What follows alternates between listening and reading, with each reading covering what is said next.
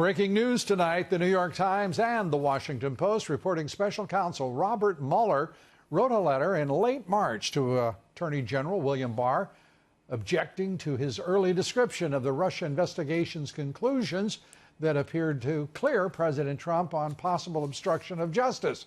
The Washington Post reporting Mueller wrote, quote, "The summary letter the department sent to Congress and released to the public late in the afternoon of March 24th did not fully capture the context, nature, and substance of this office's work and conclusions.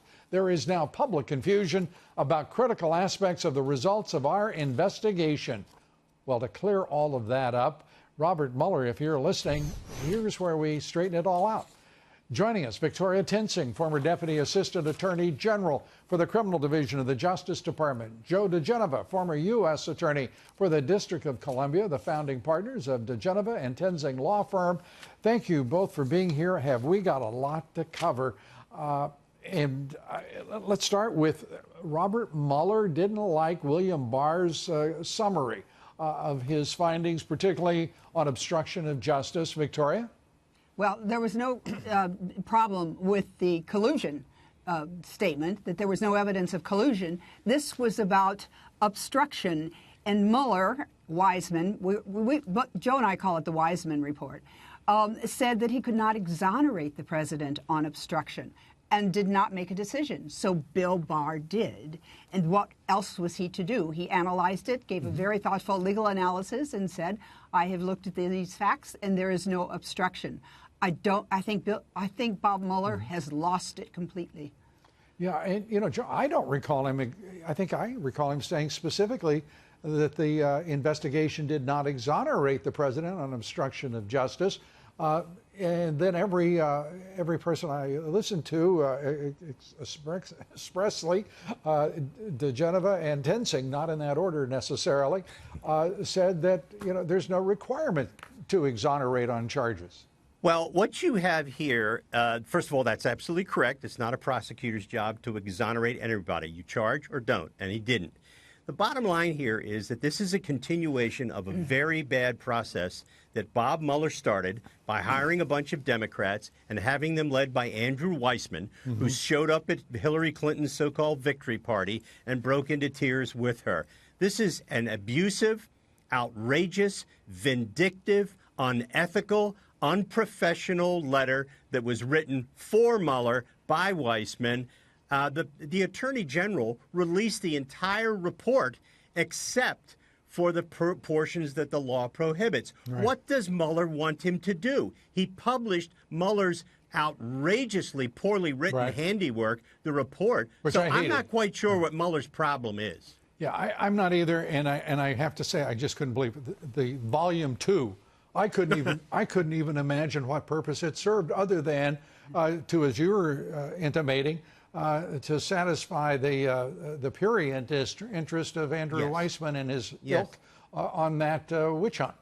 Yes, absolutely correct. And in fact, there was no reason for the language that's in there. It's a very adolescent report. It's written, it's not very impressive professionally.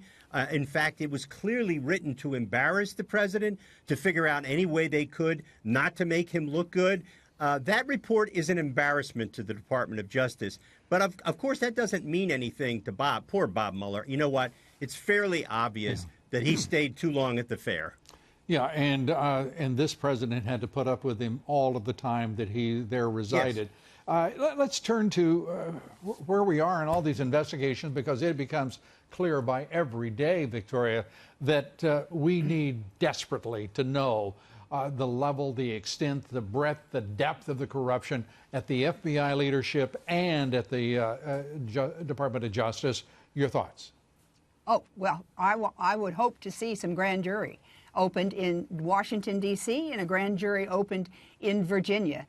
And Joe and I have talked about this. The first person we would call would be the good Mike Rogers, who came in and reported all these violations of FISA Mike for Rogers, years. The former head of the National Security Administration. Yes. This is the NSA. Michael Rogers, the admiral, stands out as a hero in all of this, doesn't he? He's it. You know, it's interesting. All the villains in this story are lawyers. And the only good person, the only hero in the whole thing is Admiral Mike Rogers, who went to the FISA court and advised the court that he had discovered 4 years of illegal spying by FBI contractors that was approved and authorized by Comey and Yates and John Carlin, the head of the National Security Division under Loretta Lynch and under President Obama. And to listen to that loon, Ben Rhodes, today say that they knew nothing about this at the White House, when in fact the text messages between Strzok and Page say the White House wants to know everything about it and is running this. POTUS, it says, wants to know everything. It doesn't just say the White House. POTUS. Yep. Two separate exchanges between those two. One referring to POTUS and the other saying the White House wants to know, as you say. It's stunning. Very quickly, we're way over time. Is it your judgment then that we're going to see something substantial and that will turn to the issue of actually investigating the corruption in the FBI leadership, in the Department of Justice leadership? I think the Attorney General has to wait until the IG report comes out, and then he can base his decisions publicly on whatever the IG has said. And we're told that there's going to be recommendations for criminal referrals. Victoria, thank you very much. Joe, you get the last word real quickly. Grand juries are in order. You know, I'm not a lawyer, but I sure know when it sounds right, and that sure sounds right.